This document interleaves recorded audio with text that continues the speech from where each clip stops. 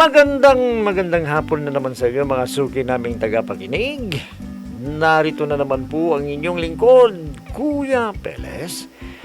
At ako pong muli ay inyong makakasama sa loob ng kalahating oras.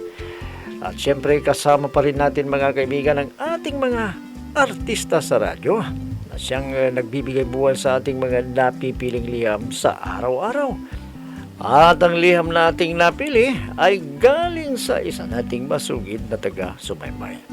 At siya ay itago lamang natin sa pangalang Mark.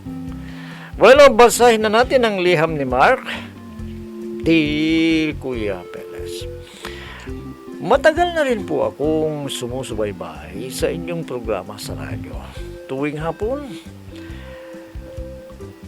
Kaya po ako lumiham, Kuya, dahil mayroon din po akong problema na dapat kong ihingi ng payo. Itago na lamang po ninyo ako sa pangalang Mark, 32 taong gulang at may asawa na po ako. At para malinaw sa inyo, Kuya, ganito ko po sisimulan ang aking problema, Kuya Peles. Anak, may pagsabihan mo kayang asawa mo. Abay, pinagkakalat niya na si Celia na asawa ni Nardeng may kabit daw. Abay, masama yung nabibintang. Hindi naman totoo yung binibintang niya. Nabibisit na rin ako ito sa kanya eh. Nagagahit kapag pinagsasabihan ko siya. Mabuti sana kung totoo yung mga tinichismis ng asawa mo. Nahihiya na nga po ako ito. Nako, kung ganyan ang asawa mo, malamang ipatatawag sa barangay yan. Hindi mabuti para magtanda siya. Ang tigas kasi ng ulo niya. Di mo ba alam na may nakukulong sa paggawa ng chismis na hindi naman totoo? May palinirang puri yan. Hayaan nyo, para magtanda siya. Walang magawa sa buhay. Dapat kasi dinidisiplina mo bakit? Wala ka bang magawa? Ay, naku itay. Lagi na nga kaming nag-aaway na dalawa dahil dyan. Naku, Mark. Kung hahayaan mo na lang na ganyan yung asawa mo, ay maraming magagalit sa kanya. Nagsasawa na ako itay sa pangangaral sa kanya. Parang bata. Hindi nakikinig sa mga sinasabi ko.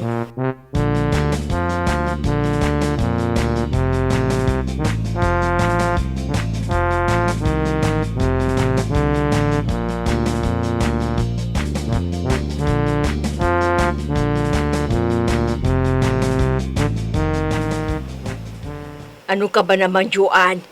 Halos kaaway mo na ang mga kababaihan dito sa atin. Dahil dyan sa pagkachismosa mo, na hindi naman totoo. Wala akong pakialam sa kanila, inay. Kaya nga, tigilan mo na kasi ang pagchichismis mo dahil hindi magandang ugali yan. Bakit po? Totoo naman ang mga sinasabi ko Kahit na totoo man yan o hindi, wag mo na silang pakialaman. Kung may nakita ka, pabayaan mo na. Buti nga yun para tumigil na sila sa maling ginagawa nila. Tulad ni Mina na asawa ni Paking. Alam niyo ba, inay na may kinakatagpo sa bayan at nakita ko na may inabot yung lalaki na pera. Ay, nako. Malay mo ba kung kamag-anak niya yon at nangutang lamang siya? Inay, alam ko kung kamag-anak o karelasyon ang nagkikita. May kamag-anak bang ang lagkit ng tinginan nila? Yung mata nila parang nag-uusap silang dalawa. Parang gusto nilang magtikiman. Ay, nako! Napaka-chismosa mo talaga. Hindi pa rin sapat na basihan yan. Kaya tigilan mo na yung ugali mong ganyan. Nakikiusap ako sa'yo, anak. Inay, alam ko, wala akong ginagawang masama. Tumutulong lang ako. Ay, nako! Iba ang tumutulong sa ginagawa mo. Napakasamayang ugali mo, nagkakalat ka ng chismes!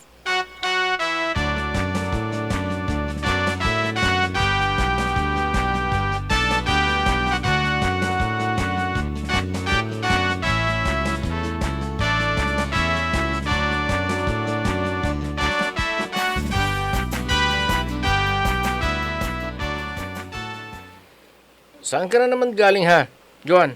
Wala, yan lang sa tabi-tabi. Bakit? Gutom na yung anak natin. Hindi ka pa nakaluto. Ano ka ba naman? Ano ka ba? Madali lang naman ang magluto eh. 5 minutes, luto na yung kanin. At saka hindi naman kaya ang pinaglulutuan ko. Ang hilig mo kasing mangapit bahay. Eh, tuloy kung ano ang chinichismis mo. Nakakahiya ka. Ikaw ha? Pwede ba? Huwag mo akong pakialaman sa ginagawa ko. Eh, paano hindi kita pakikialaman? Marites kang masyado. Pasalamat nga sila, libreng balita at sariwa pa. Ito yung tinatawag nilang walking CCTV. Ikaw ha, sinasabi ko sa'yo, kapag hindi ka tumigil dyan sa ginagawa mo, balang araw, manghihimas ka ng malamig na rehas na bakal. Alam ko ang ginagawa ko, kaya tumigil ka. Sige, kung ayaw mong makinig sa akin, bahala ka. Talaga, buhay ko ito. Kaya pwede ba, wag mo akong pakialaman dahil hindi kita pinakikialaman sa ginagawa mo. Naintindihan mo?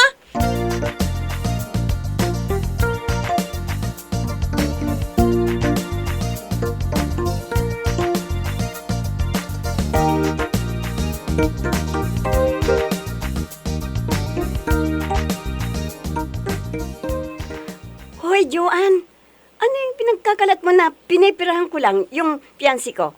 Kaya napaayos namin ang bahay namin? Oh, bakit? Totoo naman, di ba? Bakit hindi ba totoo ang sinasabi ko? Hoy, tumigil ka nga dyan sa kadaldalan mo. Nasa ibang bansa ang bunso kong kapatid na Ay, lalaki. naku, wag na tayong maglukuhan. Eh, magkano lang naman ang sweldo ng kapatid mo? Eh, ang laki-laki ng bahay mo, milyones na ang halaga. Wala kang pakialam. Dahil pinaghihirapan ng kapatid ko ang pinapadala niya. Hindi galing kung sino-sino ang sinasabi mo. Ay, naku, pwede ba? Huwag na tayong maglukuhan. Aminin mo na kasi na pinapadalahan ka ng kachat mong Amerikano. Oh, walang hiya ka? Hindi totoo yung sinasabi mo. Bakit mo ako sinampal, ha? Dahil sinungaling ka. Hindi mo alam ang sinasabi mo. Di ba na magkaibigan pa tayo? Sinabi mo na sa akin na may kachat kang Amerikano ngayon, hindi mo na aminin? Australiano yon, hindi Amerikano. Tanga ka talaga. Pareho din yun! Dati yon, pero ngayon wala na kami. Kaya manahimik ka na. O di manahimik, sinabi mo eh. Ito ang tatandaan mo, ha? Kapag hindi ka pa tumigil, ipapatawag kita sa barangay.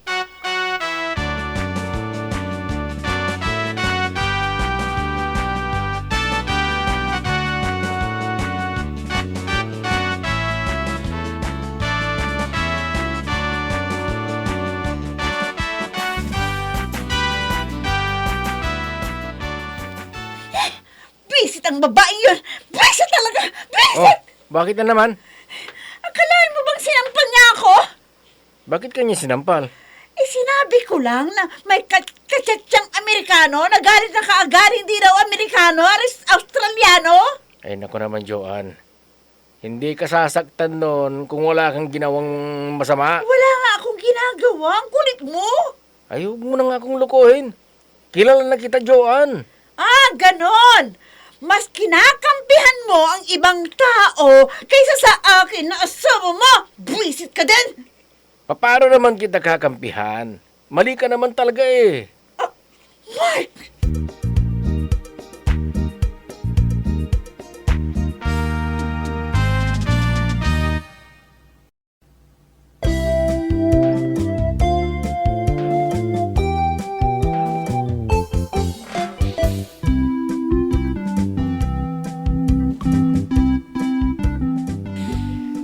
Kahit anong gawin ko, kuya, hindi ko masaway ang aking asawa sa kanyang ginagawa.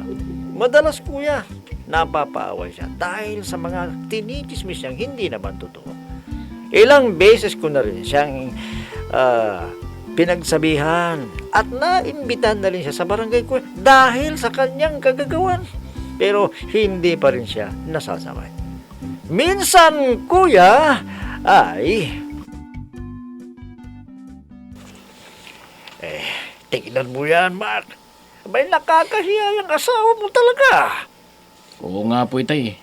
Buti na lang at napakiusapan ko si Ani na huwag na siyang magdemanda. Bakit? Ano bang pinag-usapan nila sa barangay, ha? Ayaw sanang paariglo si Ani. Dahil sa ipinagkalat niyang balita, hindi naman totoo. Siyempre, nagalit si Ani sa asawa ko. Ano ngayon?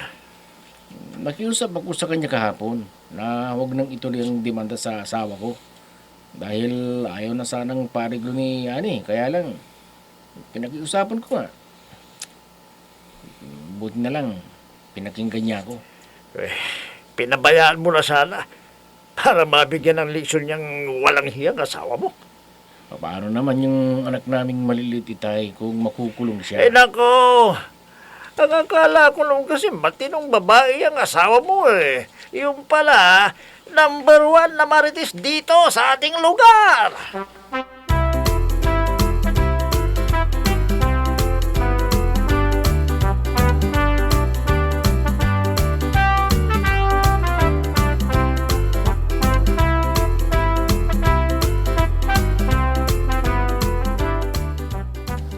Nabalitaan ko yung nangyari. Na ano po yun, inay? Yung pinatawag ka sa barangay. Ay, nako. Sinasabi ko sa'yo, hindi magtatagal, manghihimas ka ng malamig na Pwede ba, baka. inay? Tumigil nga kayo! Ako na nga itong pinabarangay! Ganyan pa kayo! Paano naman kasi? Mali ang ginagawa mo. Hindi naman ako madaldal na tao eh. Ewan ko ba kung saan ka nagmana? Tinatanong nyo kung kanino ako nagmana? Tumigil Sa ka! inyo? Hindi ako nakikipagbiruan sa'yo. Di tumigil. Huwag mo nga akong pilusupuhin. Dahil ayaw kong mapahamag ka. Hay naku, inay. Hindi nila ako kaya. Maniwala kayo!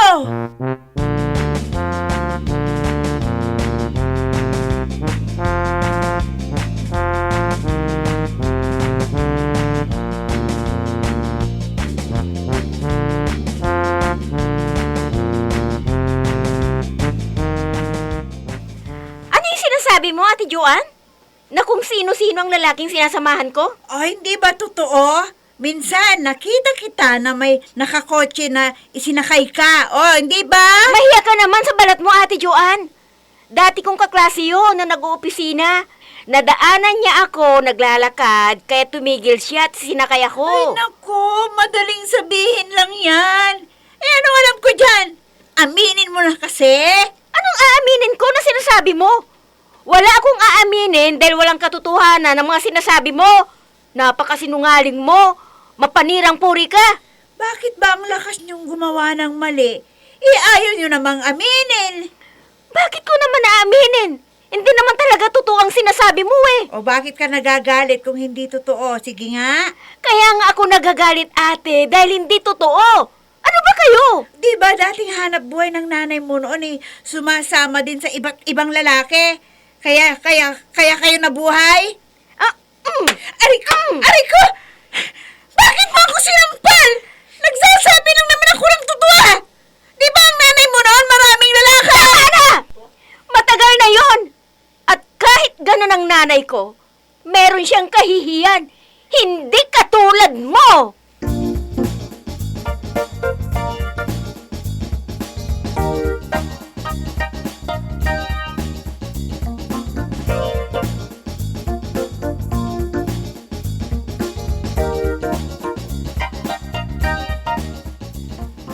Ano na naman ba itong ginawa mo? Ha, Joanne?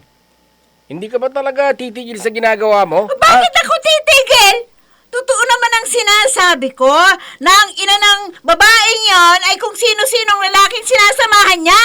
Katulad ng anak niya. Matagal na yung sinasabi mo, Joanne. At pati si Lisa na walang ginagawa, idinamay mo pa. Nananahimik lang naman ang bata. Naku, hindi mo lang kasi alam. Nakita ko siyang sumakay sa kotse. Di ba noon, gano'n din ang nanay niya? Pinipick up siya ng mga nakakotse.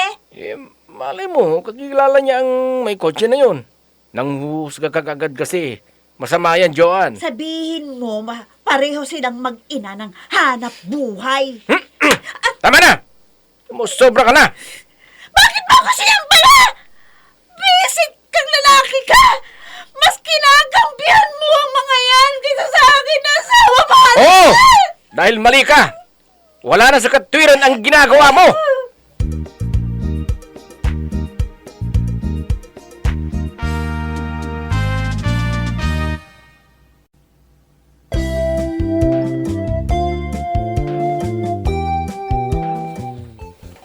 Hindi ko na alam, kuya, kung anong gagawin ko sa aking asawa. Lahat na lang yata ng kapitbahay namin ay ginawa niya ng istorya. Mahilig, kuya, na magchismis ang aking asawa. 2 beses na yata siyang pinabarangay pero hindi pa rin nadadala. Mabuti na lamang, kuya, nung minsan ay napag-usapan ko yung ginawa niya ng chismis na ituloy yung demanda. Dahil kung hindi, kuya, baka nakulong na siya. Ano po bang dapat kong gawin, kuya, para magbago na o magtanda yung asawa ko? Sana po matulungan niyo ako, kuya, sa aking inilapit na problema. Lubos na gumagalang, Mark. Alam mo, Mark, abay talagang malaking problema yan. Abay, nasasaktan na yung asawa mo, hindi pa rin nagtatanda. 2 beses na pabarangay. Mabuti na lamang yung isang ginawa niya ng hindi totoong istorya. Napakiusapan mo yung magdedemanda sana. Kung hindi, baka nakulong na yung asawa mo. Kawawa naman yung mga anak ninyo. Alam mo, Mark, mahirap pakiusapan o kausapin yung mga ganyang klaseng tao. Abay, mangangati yata yung dila kapag hindi nakagawa ng chismis eh. Abay, kunting bagay na nakita niya, ginagawa niya ng istorya. Abay, dapat sa hanap buhay niya yata ang writer. Naghahanap kami ng writer dito sa Bumburalyo, sabihin mo niya sa asawa mo. Abay, mahilig siyang gumawa ng istorya eh. Baka gusto niyang maging writer. Papuntahin mo dito sa estasyon ng meron siyang hanap buhay. Mapagkakikitaan niya yan. Grabe naman yung asawa mo. Bihira yung taong ganyan. Napakasipag kumahalap ng mga chismis. Mabuti na lamang sampal lang yung inaabot ng asawa mo.